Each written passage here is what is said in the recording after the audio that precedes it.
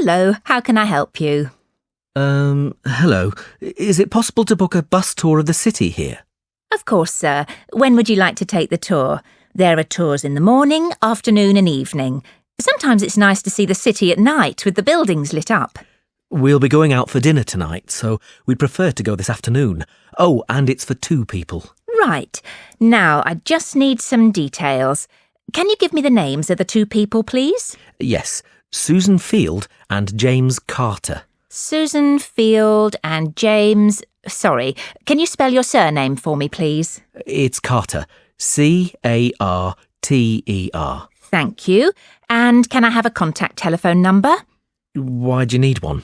Just in case we have to cancel the tour and need to contact you. I see. Well, my mobile number is 07988 636 197. That's 07988 636 197. Now, can you also tell me which hotel you're staying at? The Crest Hotel. Oh, no, sorry. That's the hotel we're staying in next week. It's the Riverside Hotel. Oh, the Riverside is a lovely hotel. Are you enjoying your stay? Yes, we are, very much. We'd definitely recommend it to others. Oh, I am glad. Now, I can book you on the tour at 4 p.m. Would that suit you? Alternatively, there is one at 2. 2 would be better for us, please. Right. That's booked for you, sir. 2 people at 2 p.m. today, August the 14th. You pay the bus driver when you get on, and it's £4 per person. Thank you very much. Do you want to make a start on our Natural Earth project? I think our idea of a lightning safety presentation is great, don't you, Rachel? Yes, I think it'll be really good. I have a few ideas already. Oh, great. Me too. I think we should divide it into 2 parts. What to do if you're inside when lightning strikes and what to do if you're outside. What do you think? That's good, but we need more. Something about planning for this kind of event, and also what to do if someone gets hit by lightning. Oh, I can't believe I forgot that. Of course. Well, what should we talk about in the first part? I think we should say it's important to be aware. Lightning is always before rain, so don't wait until it rains. As soon as you hear thunder or lightning, you should get inside. OK, yes. And then if you're indoors, you should avoid water, stay away from doors and windows, and don't use the telephone. Or any electrical equipment. In fact, if you can, switch it off first. And you should wait half an hour after the last clap of thunder before going back outside. And if you're outside when it storms, you also need to avoid water. Try and get inside as soon as possible. There are certain things you should avoid. Open spaces, anything large and made of metal. And of course, the obvious one, trees. But we should mention that if lightning strikes very near you, you need to crouch down. Oh, is that right?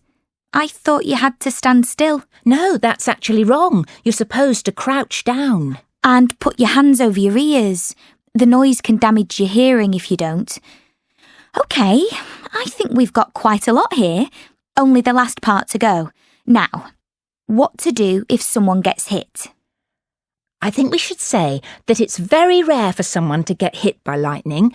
Our talk sounds as if there's danger all around. We should try and make it sound a bit more reassuring.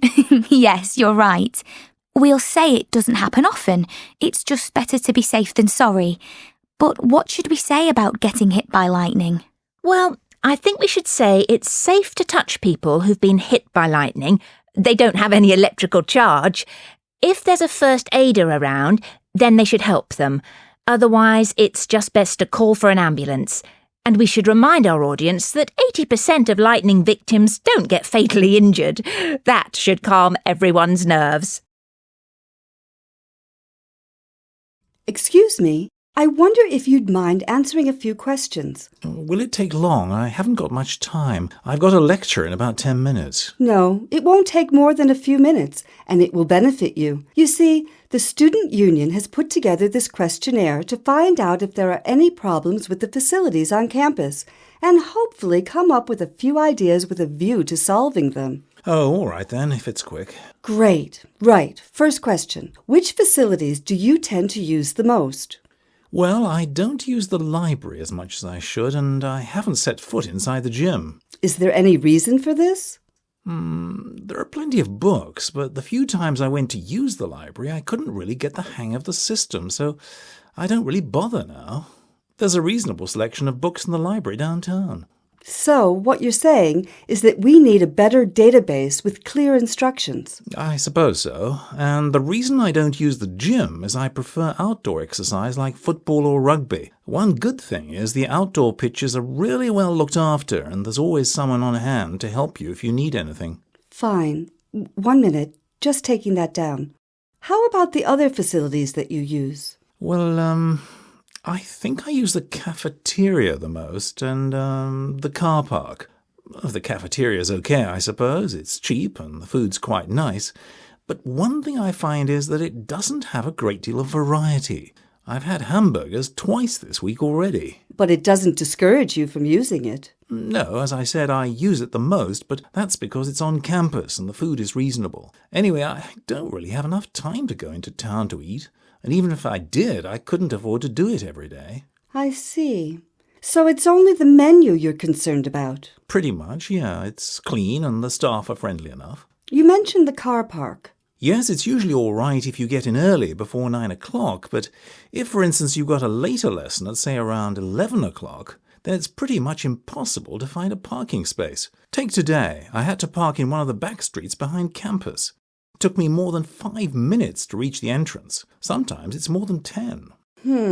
That's a difficult one. I'll have to put it to the committee. Thanks, I'd appreciate it, but I really must be going.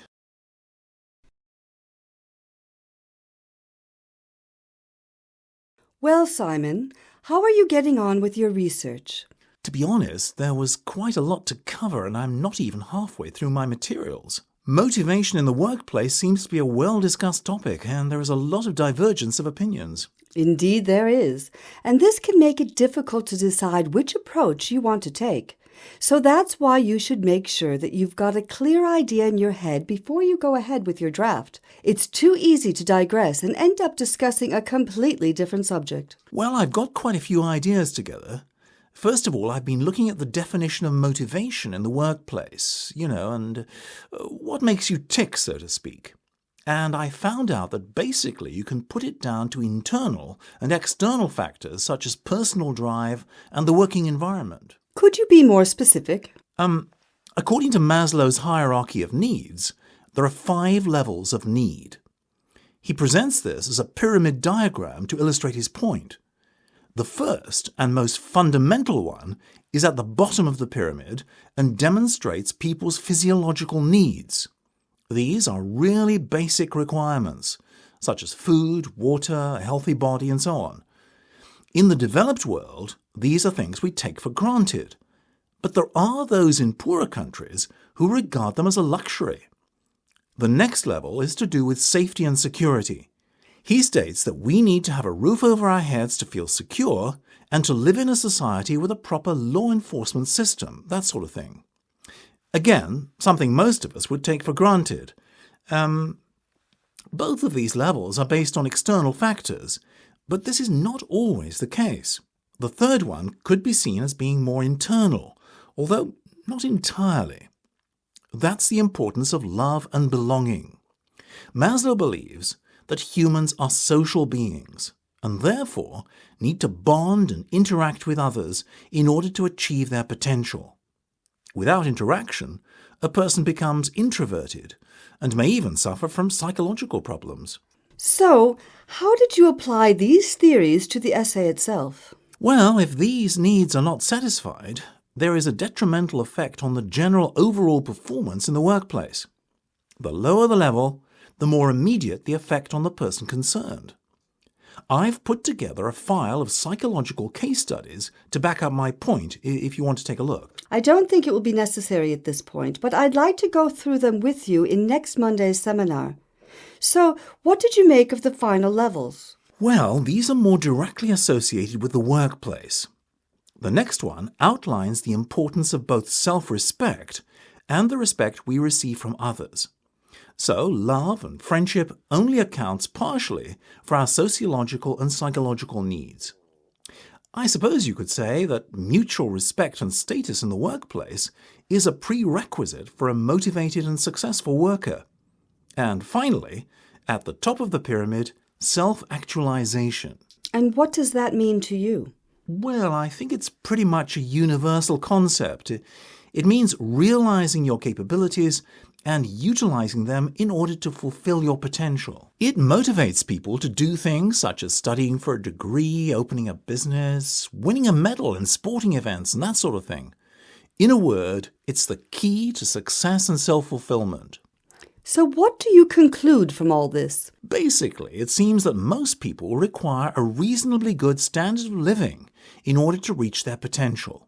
For instance, you don't hear of many top bankers or politicians who come from a poor background, do you? Both money and education is added to the equation, which often equals success. So fundamental needs have to be met in order for the employee to succeed. Without these, it is often the case that he or she lacks self-respect and consequently the motivation to get ahead. Well, you seem to have covered the main points in the first section. Now let's focus on the workplace itself.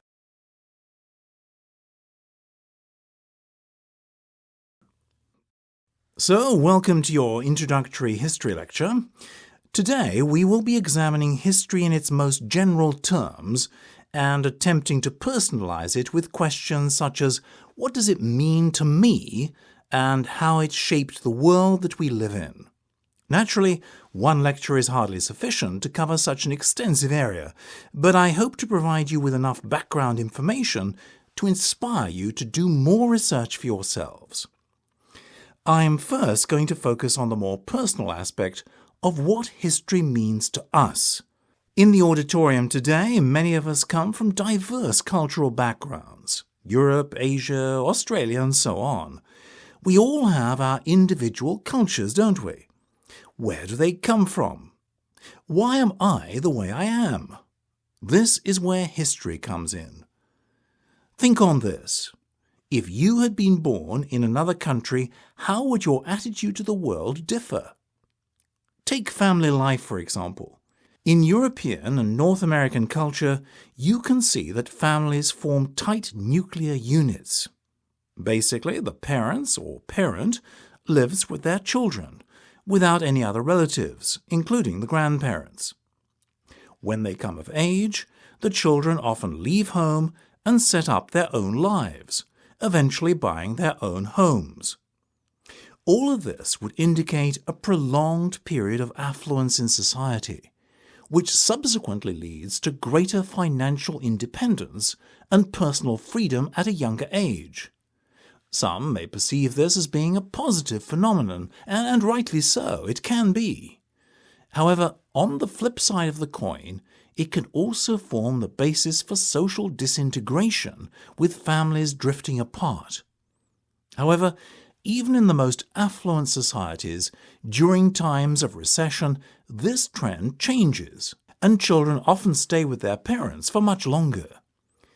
This is also true for people who live in economically unstable countries, such as those in South America or Africa.